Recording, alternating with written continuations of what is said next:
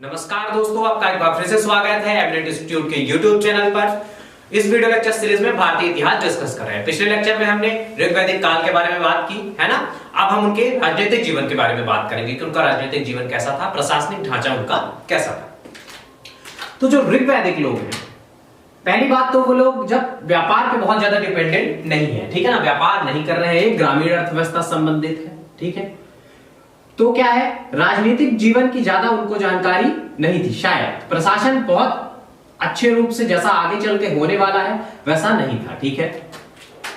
थोड़े बहुत प्रशासन के कुछ मशीनरियों की व्यवस्था कर दी गई थी, मतलब कुछ लोग बना दिए गए थे जो मतलब व्यवस्था को देख रहे थे। तो राजनीतिक व्यवस्था में जो लोकल प्रशासन है उसकी तो बहुत ज्यादा मतलब गुंजाइश ही नहीं बनती है। सिर्फ क्या था, यहां पर एक कबीले थे, तो कबीले का सरदार हुआ करता था जिसे गोप कहा जाता था, है ना, राजा या राजन कहा जाता था। ये निकल के एक शब्द आता है गोप, राजा या राजन को गोप कहते थे ये लोग, ठीक है। इस प्रकार का ये इनका जो इसका गोप का पद था या फिर जो राजा का पद था वह वंशानुगत था, ठीक है, वंशानुगत पद हुआ करता था। पर क्या था, राजा निरंकुश नहीं था, मतलब इसके ऊपर ऐसा नहीं था कि उसके पास असीमित शक्तियों का उपयोग कर रहा था, बहुत सारी शक्तियां थी, ऐसा भी नहीं था। क्योंकि क्या है कि इनमें बहुत सारी सभाएं और समितियां होती थी जो इस राजा के काम के ऊपर कंट्रोल रखती थी। अगर आपने बहुत सारी मूवीज देखी होगी, यूनानी मूवीज बनती हैं जो है ना, ग्रीक वाले पुराने एंशिएंट ग्रीक की जो मूवीज बनी है उसमें राजा को दिखाया गया है, पर राजा लड़ाई का निर्णय लेने के लिए या फिर किसी भी अन्य निर्णय लेने के लिए बहुत पूरी तरह से स्वतंत्र नहीं था। बहुत सारी समितियां हैं जो उसके निर्णय पर नियंत्रण रखती थी, ठीक है। कुछ में विशेष पावर थी, पर बहुत सारे फैसले लेने के लिए उसे उनकी सहमति लेना पड़ता था, पुजारियों की सहमति लेनी पड़ती थी, पुरोहितों की सहमति लेनी पड़ती थी। तो उसी प्रकार जो 4 समितियों का उल्लेख किया गया है, मतलब ऋग्वेद में सभा थी, ठीक है, समिति, सभा, समिति, विदत और गण, इन 4 समितियों का उल्लेख इसमें किया गया है ऋग्वेद में। जो सभा होती है, जो सभा है वो अभिजात लोग, श्रेष्ठ वर्ग की, मतलब जो श्रेष्ठ वर्ग के लोग इसमें सभा में शामिल होते थे। जैसे शायद इसमें पुजारी, बड़े लोग, सैनिकों, जो योद्धाओं में बड़े योद्धा थे वो शामिल हुआ करते थे। समिति क्या थी, समिति एक सेंट्रल केंद्रीय समिति थी। समिति बहुत इंपॉर्टेंट थी, एक केंद्रीय समिति या सभा थी जिसमें क्या होता था, इसका मेन काम क्या था, इसको राजा को परामर्श देने के साथ साथ ही राजा की नियुक्ति भी करता था। पद तो राजा का या गोप का वंशानुगत था, तो कैसे राजा की नियुक्ति होती थी या फिर किसको राजा चुना जाता था, ये कैसे डिसाइड करते थे, इसके बारे में ज्यादा बात नहीं की गई है। पर यह कहा गया है कि समिति जो है तो राजा का चुनाव किया करती थी। एक विदत थी, है ना, ये इनकी सबसे पुरानी मतलब समिति थी या सभा थी, ऑर्गेनाइजेशन जो सबसे पुराना था वो विदत था। एक गण है जो आम लोगों की सभा हुआ करती थी। तो जो सभा और समिति है ना, जो सभा और समिति है, तो इसमें क्या था, इसमें एक विशेष बात है कि स्त्रियां अपने पतियों के साथ, है ना, स्त्रियों को मतलब इसमें पार्टिसिपेट करने का, सभा और विदत में पार्टिसिपेट करने का मतलब अधिकार प्राप्त था। स्त्रियां इनमें इन सभाओं में, समिति में मतलब शामिल हो सकती थी, इन मतलब ऑर्गेनाइजेशन में शामिल हो जाती थी और क्या करती थी, अपनी राय इनको दे सकती थी, ऐसा इसमें बताया गया है। तो जैसे ये कहा गया है कि मतलब वैदिक काल से ही मतलब स्त्रियों की कंडीशन अच्छी नहीं थी, महिलाओं की स्थिति अच्छी नहीं थी, तो ऐसी बात नहीं है। ऋग्वैदिक काल में ना, ऋग्वैदिक काल के टाइम पे ना ही कोई वर्ण व्यवस्था थी, ना कोई शूद्र जैसा शब्द था, है ना, और ना ही महिलाओं की स्थिति खराब थी। शूद्र जैसा वर्ड निकल के आता है कहते हैं, पर है वो ऋग्वेद में ही, पर वो 10वें मंडल में है जो बाद में जोड़ा गया, जो छिपक है ना, तो ये बात की बात है। तो जो ऋग्वैदिक काल का टाइम था वहां पर बहुत ज्यादा भेदभाव नहीं किया जा रहा था, ना मतलब स्त्रियों के साथ और ना मतलब शूद्रों के साथ। तो स्त्रियां इनमें सभा और विदत में शामिल होती थी और अपनी राय रखती थी। तो विदेशियों का भी, बहुत सारी विदुषी महिलाएं भी हुई हैं उस टाइम पे, औरतों की मतलब, और जो जिन्होंने क्या किया है, बहुत ही इंपॉर्टेंट है किस टाइम के लिए, ऋग्वैदिक काल के टाइम पे, जैसे मतलब वशिष्ठ और विश्वामित्र दो मतलब विद्वान व्यक्ति हुए, पुरोहित हुए हैं, वैसे ही 2 महिलाएं भी हैं, लोपामुद्रा और गार्गी करके 2 महिलाएं हुई हैं जिनको जो है तो विदुषी माना गया है ऋग्वैदिक काल के टाइम की, ठीक है। तो ये सभा, समिति और विदत में ये लोग, स्त्रियां भी शामिल हो रही थी। अब क्या है कि जो राजा हुआ करता था, तो ये सभा और समिति तो उससे सुपीरियर थी, है ना, राजा का चुनाव भी कर रही थी। तो राजा क्या करता था, राजा कुछ ऐसे काम करता था जिससे ये सभा और समिति वाले लोग खुश रहे, और राजा को सभा और समिति से मान्यता प्राप्त करने की बहुत इच्छा रहती थी, है ना, कि जिससे जो है तो ये लोग इसका समर्थन राजा को इन दोनों ये सभा और समितियां समर्थन मतलब दे। तो ऐसा इसमें बताया गया, मतलब सभा और समिति बहुत ही मजबूत और सशक्त हुआ करती थी, इसलिए राजा इनका भी समर्थन चाहता था। पुरोहित हुआ करते थे, राजा को मतलब मेन मुख्य सलाहकार जो हुआ करता था उसे पुरोहित नाम दिया गया था। दो पुरोहितों का उल्लेख मिलता है, वशिष्ठ और विश्वामित्र, जो भरत और त्रिशु दोनों के राजगुरु हुआ करते थे, है ना, सलाहकार हुआ करते थे। जो वशिष्ठ थे वो रूढ़िवादी थे, पुराने विचारधारा के थे, और जो विश्वामित्र थे वो उदारवादी विचारधारा के थे। आपने दोनों का नाम सुना होगा। विश्वामित्र ने ही गायत्री मंत्र की रचना की है, जिसे आर्यों का मंत्र माना जाता है। जो इसे बोलता था, जो इसे पढ़ता था, उसे हम आर्य मान लिया, आर्य इनके द्वारा मान लिया जाता था गायत्री मंत्र को, ठीक है। ये सूर्य की सावित्री देवी के बारे में ये मंत्र लिखा गया है, तो इसकी रचना विश्वामित्र ने की थी। अब एक बात आती है कि सेनानी, एक और शब्द है सेनानी का, उसमें बार बार उल्लेख है, सेनापति का उल्लेख है। तो एक इनके पास क्या हुआ करता था, इनके पास पहली बात तो प्रॉपर सेना, राजा एक नियमित सेना नहीं रखता था। नियमित सेना का, भले ये लोग लड़ाके लोग थे, पर नियमित सेना का अभाव था। अब नियमित सेना का अभाव क्यों था, इसके कई रिलेशन है, क्योंकि क्या है, इनकी अर्थव्यवस्था व्यापार से संबंधित नहीं थी, है ना, पशुचारण से संबंधित थी, ठीक है। तो ये नियमित सेना रखते तो उनको नियमित वेतन भी देना पड़ता है ना। तो जब कोई टैक्स कलेक्शन ही नहीं हो रहा है ना, लोग कुछ उगा ही नहीं रहे, अन्न नहीं उगा रहे हैं, टैक्स नहीं कलेक्ट किया जा रहा है, तो राजा कैसे सेना रख सकता था, सेना को क्या देता। तो इसीलिए क्या था, कोई नियमित सेना नहीं थी। जरूरत पड़ने पर जो कबीले के लोग थे, जो राजा के मतलब सगे संबंधी थे, शायद वही सेना बनाकर सेना फॉर्म करते थे और युद्ध के लिए जाया करते थे। भूमि की बात होती है, एक शब्द है वाज्यपति, ठीक है ना, वाज्यपति की बात करते हैं ये लोग। वाज्यपति एक पद हुआ है जो ज्यादा लैंड पे, मतलब किस लैंड पे, घर रहने के लिए घर वाले में और पशुओं को रखने के लिए जो लैंड यूज कर रहे थे, तो जो ज्यादा मात्रा में लैंड यूज को ऑक्यूपाई कर ले रहा था उसे वाज्यपति कहते थे। इसमें एक बात हुई है कि निजी संपत्ति के बारे में, भूमि को निजी संपत्ति ऋग्वैदिक काल में नहीं माना गया। भूमि को मदरलैंड की बात नहीं की गई, भूमि को बहुत महत्व नहीं दिया गया।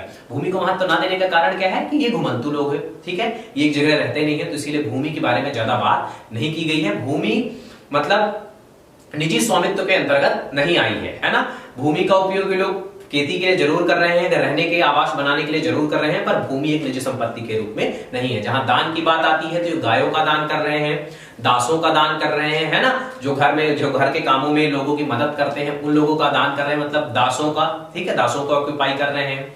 गायों को बहुत ले रहे हैं, गायों को मतलब ऑक्यूपाई करने की, ज्यादा से ज्यादा गाय इकट्ठा करने की कोशिश कर रहे हैं, पर भूमि की कहीं पे बात नहीं आती, भूदान की भी बात कहीं पर नहीं आती है। तो जो ज्यादा भूमि को ऑक्यूपाई कर रहा था उसे वाज्यपति कह रहे थे, ठीक है।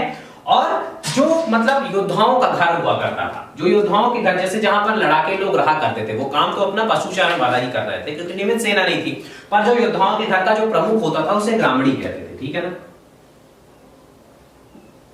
अब ये क्या होता था कि धीरे धीरे कुछ बहुत सारी युद्ध लड़ने के बाद शायद ग्रामीणी बहुत सारी जगहों को ऑक्यूपाई कर लेता था, ठीक है। तो जब ये बहुत ज्यादा जगहों को ऑक्यूपाई कर लेता था तो इस ग्रामीणी की भी पोस्ट वाज्यपति के हिसाब से वाज्यपति के बराबर ही हो जाती थी, ठीक है। तो हमने ये जाना कि ये लोग कोई टैक्स कलेक्शन वैसी व्यवस्था नहीं कर रहे थे। एक बात और है कि कोई न्यायालय वाली कोई बात नहीं आती, कोई न्याय का निर्णय की बात नहीं आती है, ठीक है ना। तो कहीं पे ऐसे किसी पद का उल्लेख नहीं मिलता है जिसने क्या किया है, वो न्याय किया हो। तो ऐसा नहीं है कि ये एक आदर्श समाज था, यहाँ पर कोई ऐसी घटनाएं ही नहीं हो रही थी, कोई चोरी लूटपाट ऐसी घटनाएं नहीं हो रही थी, ऐसा नहीं था। इसमें बहुत सारी चोरी की घटनाएं हुआ करती थी, लोग एक दूसरे को धोखा दिया करते थे, ऐसे बहुत सारे उल्लेख इसमें मिले हैं, ऋग्वेद में मिले हैं। गायों की चोरी के बारे में, गायों को खोजने के बारे में, है ना, इसके बारे में बहुत बात की गई है ऋग्वेद में। तो इस प्रकार हमने इनके जो है तो राजनीतिक जीवन को समझा कि प्रशासन की कोई प्रॉपर मिशनरी यहाँ पर नहीं थी, कुछ थी भी तो वो सिर्फ मतलब केंद्रीय स्तर पर थी, राजा के स्तर पर थी, बहुत निचले स्तर पर प्रशासन के लिए कोई नियंत्रण की कोई व्यवस्था नहीं की गई थी। अब हम इनकी सामाजिक व्यवस्था को देखेंगे कि मतलब इनका समाज कैसा था, लोगों का जो सामाजिक जीवन था वो कैसे ये लोग जी रहे थे। तो समाज की जो इकाई थी वो पूर्व की तरह ही परिवार थी, है ना। यहां पर एक नई चीज का उदय होता है, संयुक्त परिवार का, ठीक है। यहां पर लोग संयुक्त परिवार में रह रहे थे। सामाजिक व्यवस्था, जो सामाजिक व्यवस्था, ठीक है,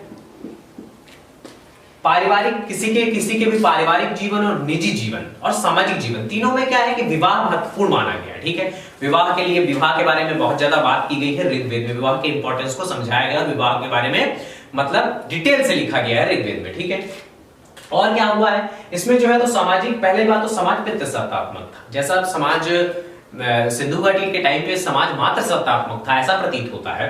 तो इसमें क्या है कि समाज पितृसत्तात्मक है, क्योंकि बार बार मतलब जो योद्धा लोग हैं, ठीक है, लड़ाइयां कर रहे हैं, ठीक है, तो ये लोग किस पे डिपेंडेंट है, सिर्फ मतलब वॉर पे, क्योंकि एक जगह से दूसरे कॉन्फ्लिक्ट होते रहते हैं इनके यहाँ। तो ये लोग जो है तो इनमें बहुत सारे श्लोक ऐसे लिखे गए हैं कि जिनमें पुत्र की कामना की गई है और बहुत सारे पशुओं की कामना की गई है, पुत्र की कहीं पे कामना नहीं की गई है, क्योंकि इनको जो है तो सूरवीर पुत्रों की कामना की गई जिससे जो उनके युद्ध में मदद करे। तो इसीलिए ऐसा लगता है कि ये समाज जो था इनका, ये पितृसत्तात्मक समाज रहा होगा और लोगों की जो वफादारी थी वो अपने कबीले के प्रति, अपने जन के प्रति थी। ठीक है ना, ये अपने जन के प्रति वफादार हुआ करते थे और जब कॉल होता था, जब मतलब जरूरत पड़ती थी, तो युद्ध के लिए भी जाया करते थे। और समाज तो जैसे, पर स्त्रियों की स्थिति मतलब पितृसत्तात्मक जरूर था समाज, पर स्त्रियों की स्थिति अच्छी थी, बहुत स्त्रियों की स्थिति खराब नहीं थी। विवाह की उम्र 16 से 17 वर्ष इसमें लिखा हुआ है, बताया गया है। जो स्त्री मतलब विवाह नहीं करे तो उसे आमुच कहा जाता था। ठीक है ना, ये वर्ड इसमें लिखा हुआ मतलब ऋग्वेद में बताया गया है, आमुच कहते थे उस स्त्री को जो विवाह नहीं करती थी। बहुत सारे विधवा विवाह के बारे में बात की गई है, विधवाओं का पुनर्विवाह किया गया है, उनके बारे में बात की गई। बाल विवाह का कहीं पे उल्लेख नहीं आता है। जो मतलब जब कन्या का विवाह किया जाता था तो उस पिता उसके कुछ उपहार में उसे दिया करते थे, उसे बहुत कहा जाता था। ठीक है ना, तो इस प्रकार कई वर्ड निकल के आए और स्त्रियों की स्थिति अच्छी थी। उन्हें जो है तो वेदों को पढ़ने का अधिकार था, क्योंकि मौखिक रूप से बोला गया। जो उत्तर वैदिक काल में जाकर ये थोप दिया था कि शूद्र और महिलाएं मतलब वेदों का उच्चारण नहीं कर सकती हैं, वेदों को पढ़ नहीं सकती है। तो इस प्रकार की व्यवस्था ऋग्वैदिक काल के टाइम पे नहीं थी। और बाल विवाह का भी कोई उल्लेख नहीं मिलता है, कोई कुरीति वाली बात यहाँ पर देखने को नहीं मिलती है। इसीलिए शायद दयानंद सरस्वती ने कहा है कि चलो वेदों की ओर लौटो और अपने पुराने टाइम को देखो जहां पर ये कुरीतियां नहीं थी। और जो है तो वर्ण व्यवस्था की भी बात नहीं है ऋग्वेद में। ठीक है, ऋग्वेद में समाज सिर्फ तीन ही पार्ट में बटा हुआ था, पुजारी, योद्धा। एक वर्ग पुजारियों का था, एक योद्धाओं का था, है ना, और ये और कुछ आम लोग हुआ करते थे।